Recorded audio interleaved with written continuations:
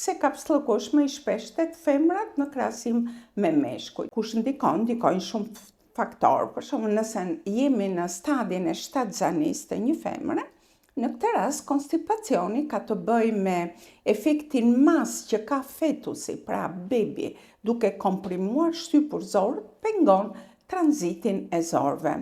Por kapslloku është shumë evident edhe në fazën e menopauzës tek femrat. Pse? Sepse estrogenët tashmë në këtë stad paksojnë dhe si pasojë mungesa e estrogenëve çon në uljen e peristaltikës së zorëve dhe zorët tashmë bëhen pastoze, dembele, punojnë avash, krijojnë shumë fryrje, spazma e të tjera.